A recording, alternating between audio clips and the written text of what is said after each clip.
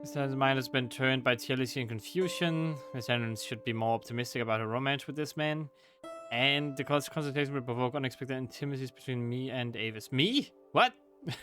Hello guys, and welcome back to some more ASTROLOGASTER, I think it was called. Yeah, ASTROLOGASTER. We're still gonna see if we can't get our doctor's license and try to cure these people with astrology. Dear It's lady, great. if your neighbours consider speaking against you, 'twould be on account of envy. Envy? But Mr. Allen and I have not been blessed with... I've not had the same fortune as other women. And to be sure, we are not wealthy. Yes, of course. Hence you must disabuse your neighbours of their ill-founded notions. Indeed, you must have them believe that you are, in truth, most poor. Uh-oh. I am to have my neighbours pity me. Precisely so, madam. For if they were to pity you, they would never think of reporting you to the authorities. Nay, they would say, "See how low poor Mistress Allen has come. She has no gown fine enough for church, so she finds an excuse not to come by pretending she is a Catholic." Oh, I see. Then I must wear coarser clothes as well. No, you don't have to. In truth, 'twill not be agreeable to be talked of so. But nay, 'tis naught but my vanity, and if a woman must sacrifice her comeliness for the sake of her soul, so be it. 'Tis but a small price to pay. Oh, but be assured, madam, you would still be most... well, methinks you would appear no less comely in poorer attire. Oh, Dr. Forman, you make me blush. Forgive me, dear lady. 'Tis not my intention to occasion you any. Madam, would you care to see my collection of Venetian glassware? I think Oh, I dude, would. don't. No. Indeed, I would No. like that very well. Why? What are you doing now, dude? Don't do that. Oh, no.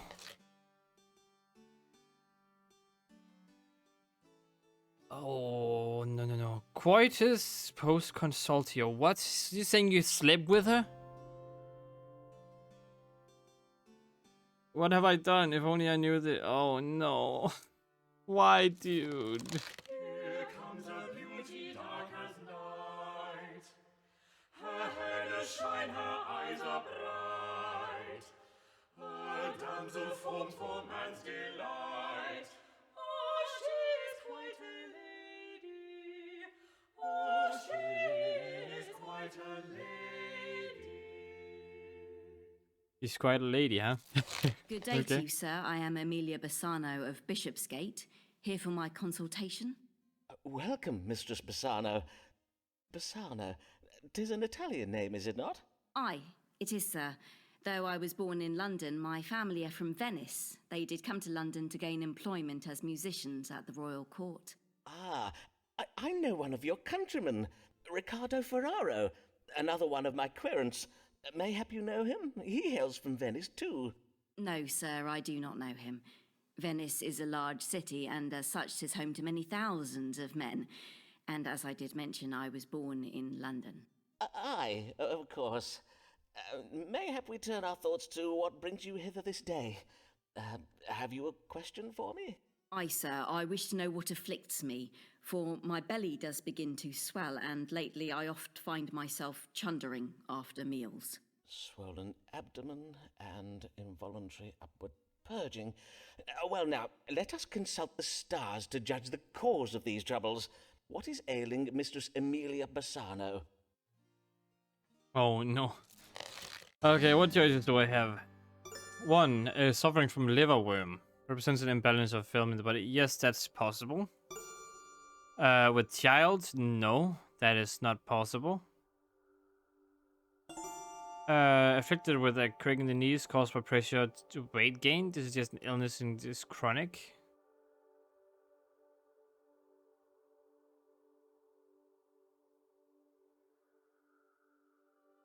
I mean, the only one I can think of is this one. Because, like, this one is, like, very rude. If this is wrong, then, oh my goodness. Let's just take this one. You're suffering from weight gain. You have a fasciola hepatica, commonly known as a liverworm, a worm that has made its home in your liver.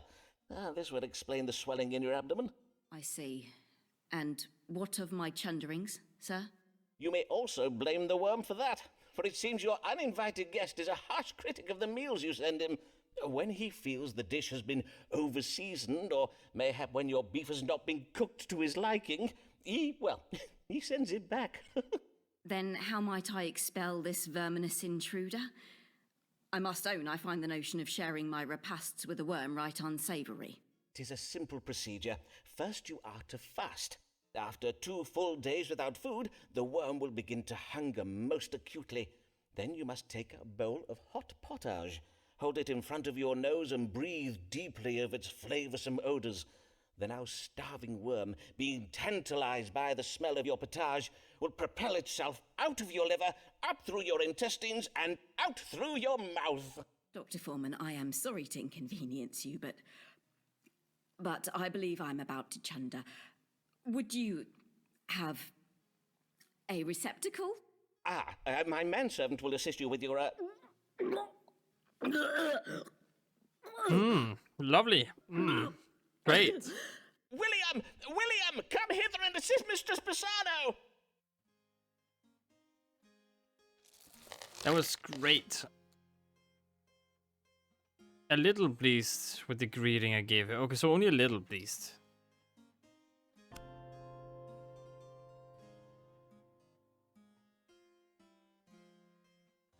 A little odd in manner. Mary Payne is frightened when she spies a looking glass, for 'tis a portal out through whence the gates of hell do blast. A deadly and foul wind that comes direct from Satan's mouth. La la la la la la la. Ba-la-la-la-la. What? Wait, what? Blessed morrow to you, Dr. Forman. I am Mary Payne of 4th Street in Lambeth. I'm come to seek your counsel about my neighbours. Good morrow, Mistress Payne, and well met. What trouble do your neighbours give you? They play their lutes into the night, perchance? Mayhap a neighbour has cast a malignant spell upon your cabbages. Why, sir, 'tis no trifling matter. Indeed, 'tis a matter of grave importance. Doubtless you do know we have a Catholic living on 4th Street, a woman by the name of Avis Allen. Ah, yes. I did hear tell that Mistress Allen subscribes to the Romish faith. But 'tis no crime to be a Catholic, is it, madam? At least, not at present. Aye, but harbouring a Jesuit priest is, Dr. Forman. These evenings past, I have spied a man sneaking in and out of the Allens' house. 'Tis my reckoning the man is a priest who is going hither and thither all over Lambeth to perform the Catholic Mass and take confessions. Doubtless Mr. Allen is hiding him in one of those little cupboards. You mean to say you think Mr. Allen has installed a priest hole in his house? A secret room hidden behind the wood panelling of a wall? Indeed I do. I am certain that he has such a hole, and that a priest is going in and out of Mr. Allen's hole from dusk till dawn. Verily? How troubling. But surely you are mistaken, madam, for under the cover of darkness, how can you be sure the man you did spy was not Mr. Allen himself? Nay, 'twas not Mr. Allen. Mr. Allen is a fine, tall figure of a man, whereas the figure I did spy was very narrow and malformed in appearance. A scrawny little imp of a man he was. I see. Now, you must not think me intolerant, Dr. Forman. If Mistress Allen must cling to her idolatrous backward beliefs, 'tis her own affair, and I have no wish to cause trouble for the Allens. And even though Mistress Allen has lately not been seen in church, thus far I have held my tongue about it. But we residents of 4th Street are decent English folk. We will not abide an agent of Rome sneaking around our neighbourhood, muttering incantations in some devilish foreign tongue. I think you mean Latin, madam. But before I act upon my suspicions, I think it wise to know if there be any truth in them. Then let us see what the stars can tell us. Who is this mysterious stranger, and why does he frequent the Allens' house late at night? Oh, great. Now I need to lie my buttocks out. Speaks of relation with an untrustworthy foreigner. Foreigners are untrustworthy by nature. This element is no particular significance. I have been thwarted by an ability to bear a child, but she stubbornly persists in trying to reverse her infertility. The stars speak of an educated man who adorns himself in fine clothes. The man mistress and public enemy who engaged in Virgin Mary. In other words, he is a... No. What about this one? Mr. Payne will surely die soon. May have the end of this consultation.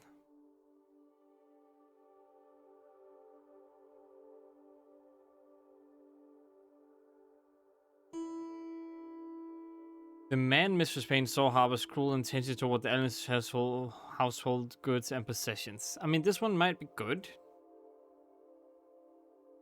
But I think not C, but B is the best choice here. Ah, 'twould seem the man you saw is a foreigner who's been secreted into the Allen house to aid Mistress Allen with their family difficulties. Family difficulties? Come, Dr. Forman. Pray, speak plain. Ah, well, as you doubtless know, the Allens have never been blessed with a living child. Mayhap 'tis the belief of Mistress Allen that the seed of a foreigner would prove more powerful than the demonstrably less successful seed of Mr. Allen. Then 'tis naught but adultery, fornication with a foreigner.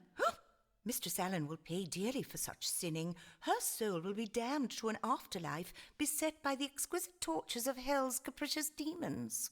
Aye, well, that sounds according lovely. to Scripture, that is technically true. But to harbour a Jesuit priest is a far greater evil. We must be glad that Mistress Allen commits naught but the sin of adultery, conducted late at night, with a man who gives forth strong foreign seed. You have given me much to think on, Dr. Forman. Blessed day. I am glad to have been of service, Mistress Payne. Great. Okay, that's good. Sort of.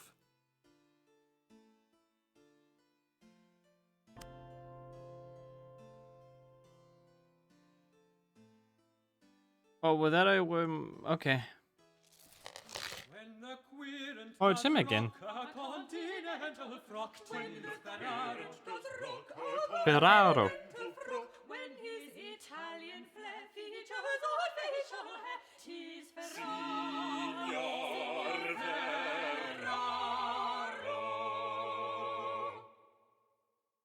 Signor Ferraro. God give you good day, signor. And how may I assist you? 'Tis I, Riccardo Ferraro, come once again to see the great dottore, Simon Forman. So I see. What brings you this day? I bring myself to you, so you treat my illness. 'Tis very grave. And, what might this illness be? Perchance we might start with your complaints. First problem is the laughter that cannot be controlled. Oh my goodness. Uncontrollable laughter, you say? I see. Anything else? Next problem, the dancing that cannot be controlled. Uncontrollable dancing. And yet, you do not appear to be dancing at present. What can I say? 'Tis uncontrollable dancing. I cannot control when I dance. Nay, 'tis a fair point. Doubtless my disease, whatever it may be, is very rare and very difficult to diagnose. But of course, if it be beyond your medical understanding... Let me assure you, signor, that whatever is said of us on the continent, the learning of we English doctors is unparalleled.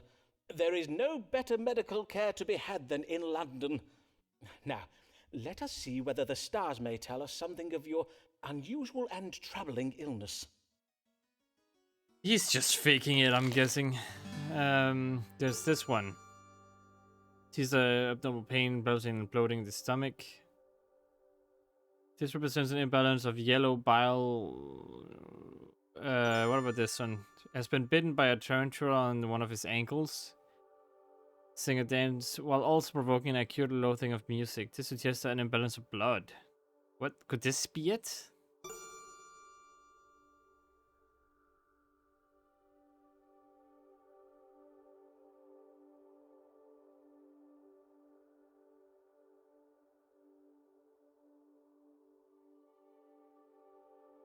But he doesn't have any pain, right? He doesn't experience any pain, so it has to be this, right? Yeah, it has to be this one. You have been bitten by a tarantula. Its venom has been creeping throughout your body, provoking the wanton laughter and dancing you're experiencing. The tarantula is a rare spider from foreign climes. Doubtless it travelled with you from Venice, hiding itself among your belongings. Aye, doubtless you are right this time. The venom may be expelled from the body using a combination of heat and music. I advise you to have a lutenist come by your house to sing and play for you while you bide near the fire. But take care not to insult the musicians playing, for whilst you will find it most loathsome, 'twill only be on account of the venom. Molto bene, Signor Forman. I will do as you advise. Riccardo Ferraro bids you good day. Alright, does this work? He was pleased, really? That's nice. No, of this way, it seems as if he has at least some learning, really? Oh, it's her again. Lady feel confined. Mayhap the world is too unkind. Nay, doctor, medicate her mind. Pray cure this comely lady. Pray cure this comely lady. Okay. Good day to you, madam. Yes. Good day, Mr. Forman.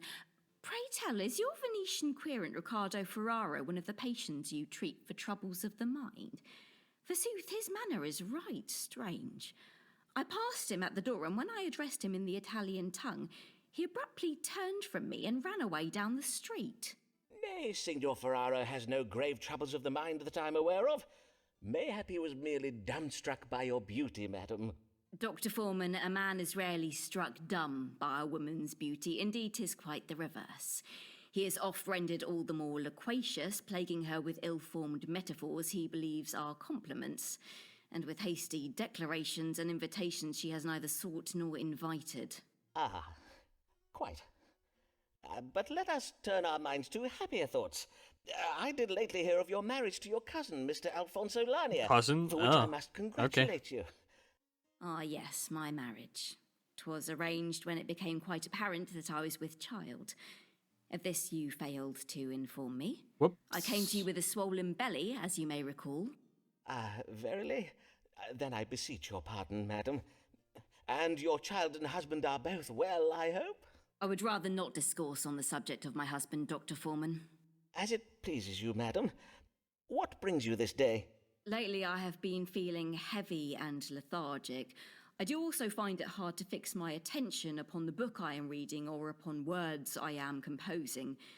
And yet, although I oft feel right tired, I am having difficulty sleeping. Well, becoming a mother, beset with all the demands of a suckling babe, can force change upon the normal rhythms of life. Nay, 'tis not that, for I have employed a wet nurse for the feeding and much of the care of my son. Methinks I must have some kind of disease. I see. Let us consult the stars to see what afflicts you. What is ailing Mistress Emilia Lania? I have no clue. I feel heavy and lethargic, cannot sleep. What ails me? Insomnia?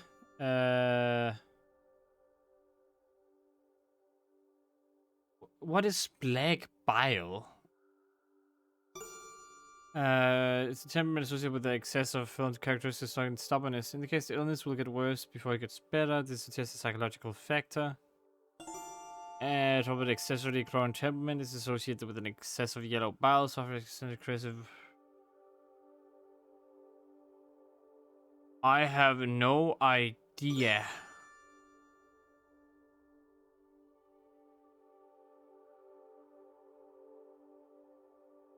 What is this? I don't know. It's a lost cause. Let's see what this is. Mistress Lania, the stars indicate that your suffering is occasioned by melancholy, or, in other words, black bile. I see. And what treatment can you give me for it? Before we speak of treating your condition, madam, I think it wise we determine what has provoked it. You did express a desire not to speak of your husband, and I cannot help but think that such a reluctance reveals where the source of your troubles might lie. To wit, within your marriage. Would I be right in thinking this? I do not wish to cause you distress, madam, but as a doctor, I do feel I must press you in case it is relevant to your troubles. My marriage is not a happy one, Dr. Forman. Mr. Lanier and I do not agree on matters of money and strong drink. I see. And what are your opinions on these subjects? That he spends all our money on strong drink. He disagrees. And your husband cannot be brought around to see your point of view, nor you his, I presume. Well, the marital discord provoked by strong differences of opinion can oft engender melancholy in a wife. Until the matter is resolved between you, you may take a syrup of roses and chicory. Drink of it each day, and it will serve to reinvigorate your vital spirits. I will also have my manservant William bleed you of some of that excess bile. I thank ye, Dr. Forman. William, come hither and bleed Mistress Lanier. All right. Was he pleased? He was pleased. Okay, good. Will return, so that's good. Cure him of the taste for the stuff. Sir, thank you for your recent inquiry with regard to obtaining a license, practical medicine. I note from the records that you terminated your enrollment in our institution some years ago on the ground of insufficient funds. But we do not ordinarily issue medical licenses to men who have not first completed a medical degree. Proof of equivalent professional experience in the form of letters can recommendations may be taken into consideration. A minimum of 8 such letters of recommendation is customarily required. I advise you to write to us again once you have obtained the required number of letters.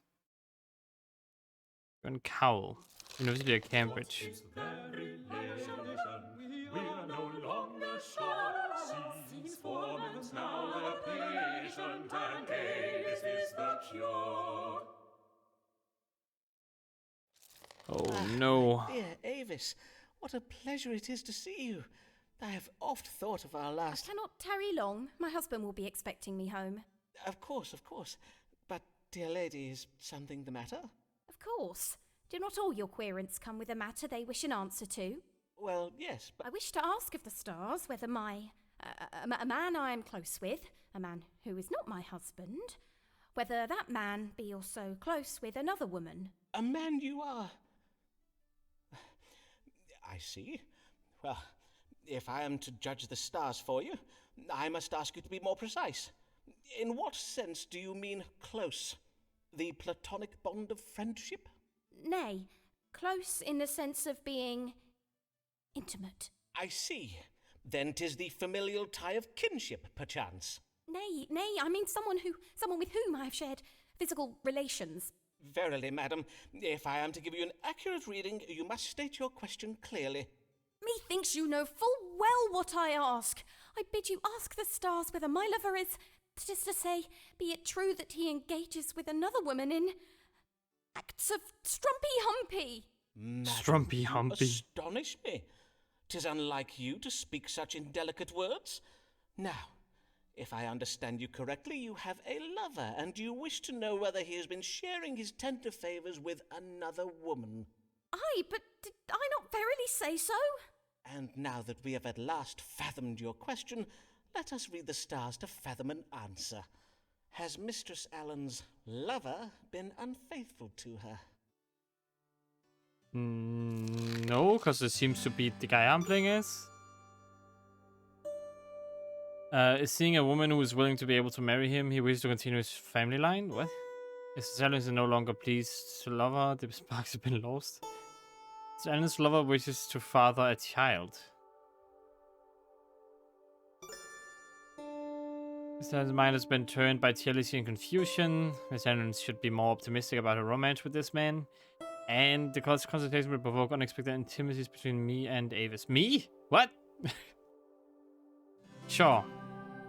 I mean, he hasn't been cheating on her, so that's always something. Stars are most clear, madam. It is not good that you Your are lover still has with your not husband, been though. coupling with another woman. He has not. Forsooth, the stars say that your mind has been turned by jealousy and confusion. Now, if there is nothing further, madam... Oh, how relieved I am to hear you say this. Oh, Simon, what a fool I have been not to trust you. But you... this lover... 'twas me all along? You were not speaking of some other man? I beseech you, pardon me, Simon. I had to know the truth from the stars, for I did hear tell of other women. But how could you not see? No other woman is to me so dear and verily Is it not clear to you that I... Do you verily, Simon? Oh, my dear, sweet Avis. This is bad. Why did I do this? I should just have said, no, he is seeing someone else, and then her marriage with the other dude is fine. But if she's willing to cheat on him, that means that they need to break up. Dude, ask her to leave her husband or something. Don't do it while she's in the freaking marriage. That's bad. Mind you, it was kind of... No, I didn't start this relationship. He decided to do it on his own, actually. I just wanted to help her. Oh well, that's also going to be it for this video. I hope you guys enjoyed. If you did, click that like button. If you want to see more from me, search for 8000. Click the subscribe button, and I hope to see you in the next one. And as always, stay awesome.